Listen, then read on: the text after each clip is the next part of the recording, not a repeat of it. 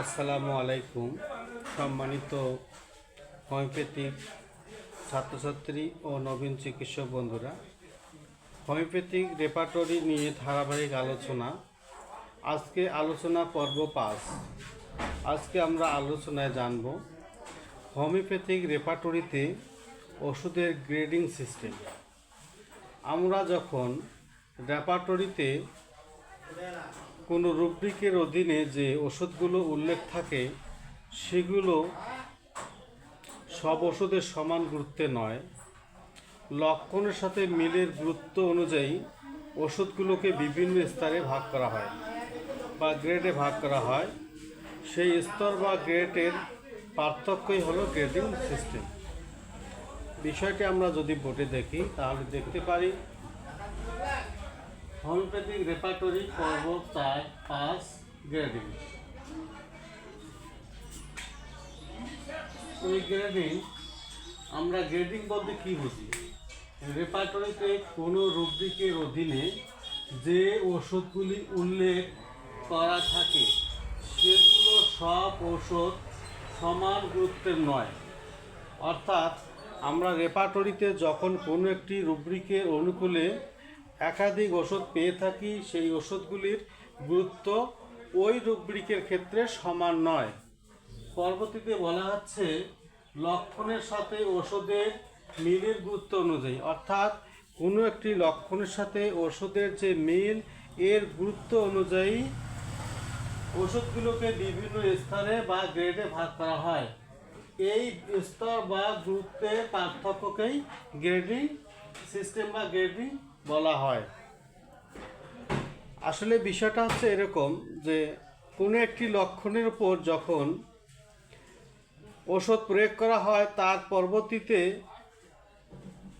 আমরা যে লক্ষণগুলো পাই, অর্থাৎ কোনো একটি স্বাভাবিক সুস্থ মানুষের উপর যদি কোনো ওষুধ প্রয়োগ করা হয়, প্রত্যেকবার প্রয়োগ করলে যে লক্ষণগুলি সবসময় বিরাজমান হয়, আবার কতগুলি লক্ষণ সবসময় বিরাজমান হয় না। এই যে কতগুলো লক্ষণ সবসময় বিরাজমান হয়, কতগুলো অপেক্ষাকৃত কম বিরাজমান হয় বা দেখা দেয়, এর উপর ভিত্তি করে ওষুধের গ্রেডিং সিস্টেমটি চালু হয়। ঠিক গ্রেডিং সিস্টেম ক্যান রেপার্টরিতে ওষুধের 3টি গ্রেড পাওয়া যায়।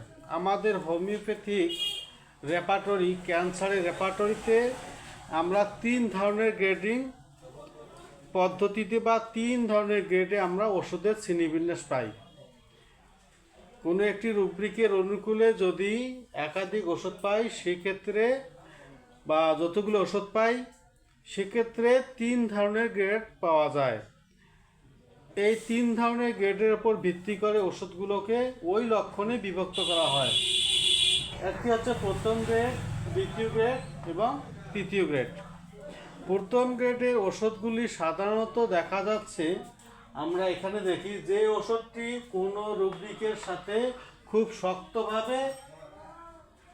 শক্তভাবে সম্পর্কিত এবং সেই লক্ষণে বারবার প্রমাণিত হয় তা প্রথম গ্রেড। অর্থাৎ কোনো একটি লক্ষণে যখন আমরা ওষুধ দেখি সেক্ষেত্রে খুব শক্তভাবে সম্পর্কিত অথবা সেই লক্ষণ বারবার প্রমাণ হয়েছে, ওই ওষুধটা যখন প্রুভ করা হয় তার ওই লক্ষণটি বা ওই রুব্রিকটি বারবার প্রুভ হয়েছে, সেক্ষেত্রে তাকে আমরা ফার্স্ট গ্রেড বা প্রথম শ্রেণী হিসেবে বিবেচনা করি। ক্যান রেপার্টরিতে ফার্স্ট গ্রেডের ওষুধগুলিকে প্রথম অক্ষরটি বড় হাতে এবং মোটা কালিতে থাকে। তাহলে আমরা ক্যান রেপার্টরিতে যখন প্রথম গ্রেডের ওষুধগুলো দেখব তাদের আকৃতি হবে প্রথম বর্ণটি মোটা কালিতে এবং বুলেট কালিতে, অর্থাৎ মোটা অক্ষরে বড় হাতের অক্ষরে মোটা কালিতে থাকবে। এটা হচ্ছে প্রথম শ্রেণীর ওষুধ বা ফার্স্ট গ্রেড। এরপরে আমরা দেখব দ্বিতীয় শ্রেণী বা দ্বিতীয় গ্রেড। দ্বিতীয় গ্রেডে আমরা সংজ্ঞাতে কী পাই?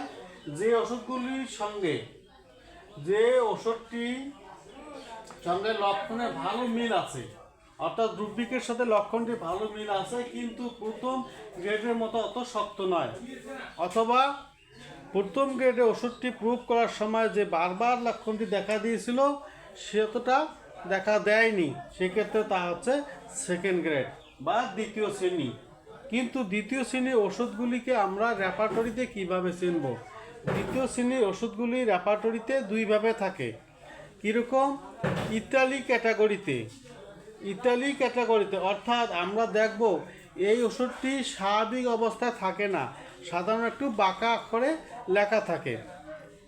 আমরা অনেক সময় দেখি যে কিছু কিছু লোক থাকে, তারা বিষয়টাকে সহজভাবে নিতে পারে না, আবার ভালোভাবেও নিতে পারে না, সব সময় তাদের ভিতরে একটা বাঁকা ভাব থাকে।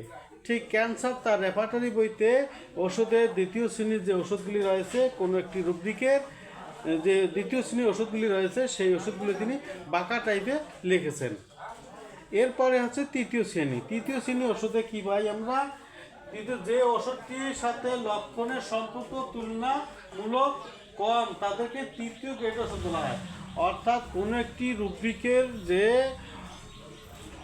লক্ষণ বা কোনো একটি রুব্রিকের যে ওষুধগুলি আছে তার সাথে সম্পর্ক, রুব্রিকের সাথে ওষুধটির সম্পর্ক অপেক্ষাকৃত কম,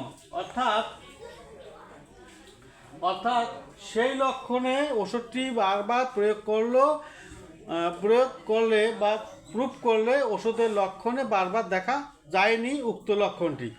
অর্থাৎ ওষুধটি বারবার প্রয়োগ করার পরেও তুলনামূলকভাবে কমভাবে প্রকাশ হয়েছে লক্ষণটি, এই জন্য সেটাকে আমরা তৃতীয় গ্রেডের ওষুধ হিসেবে ধরে নেই। এবং ক্যান্সার তার তৃতীয় গ্রেডের ওষুধটি ছোট হাতের অক্ষরে এবং স্বাভাবিক অক্ষরে লিখে। এটাই হচ্ছে আমাদের ওষুধের গ্রেডিং সিস্টেমটাকে আমি সহজ ভাষায় আপনাদের সাথে বলতেছি। গ্রেডিং সিস্টেমটা বলতে কি বুঝি? গ্রেডিং সিস্টেমটা বলতে বুঝি, আমরা একটু চিন্তা করে দেখি যে একটি ওষুধ প্রয়োগ করার সময় তা যখন একজন স্বাভাবিক সুস্থ মানুষের দিয়ে প্রয়োগ করা হয়, যে লক্ষণগুলো প্রদর্শিত হয় সেটাই হচ্ছে ওই ওষুধের বা ওই রেমেডির লক্ষণ। এরূপভাবে একই ওষুধ বিভিন্ন ব্যক্তির উপর প্রয়োগ করে যে লক্ষণগুলি বারবার আমাদেরকে প্রদর্শিত করে, সেটাই হচ্ছে প্রথম শ্রেণীর ওষুধ। কিছু কিছু লক্ষণ সবার ক্ষেত্রে আসেনি, বারবার দেখা দেয়নি, প্রথম শ্রেণীর চাইতে তুলনামূলকভাবে কম ব্যক্তির উপর প্রকাশ পেয়েছিল, সেক্ষেত্রে সেটা আমরা ধরতেছি সেকেন্ড গ্রেড। একই ওষুধ বিভিন্ন ব্যক্তির উপর প্রয়োগ করার পরে লক্ষণগুলো প্রকাশ পেয়েছিল ঠিকই, কিন্তু প্রথম শ্রেণী দ্বিতীয় শ্রেণীর ওষুধের মতো বারবার একইভাবে প্রয়োগ না করে কিছু সংখ্যক বা অল্পভাবে প্রকাশিত হয়েছিল, সেটা হচ্ছে তৃতীয় শ্রেণীর ওষুধ। এভাবে আমরা ওষুধের যে 3টি গ্রেড তা বুঝতে পারি। রেপার্টরিতে আমরা এই 3টি গ্রেড ব্যতীত আরও একটি গ্রেড পেয়ে থাকি, সেটি হচ্ছে চতুর্থ গ্রেড। ঠিক একইভাবে তা বর্ণিত। আমি মনে করি আমার এই আলোচনাটি আপনাদের ওষুধের গ্রেডিং পদ্ধতি বোঝার জন্য সহায়ক হবে।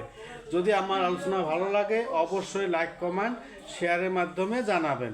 সকলে সুস্থ থাকবেন, আমার জন্য দোয়া রাখবেন। আল্লাহ হাফেজ।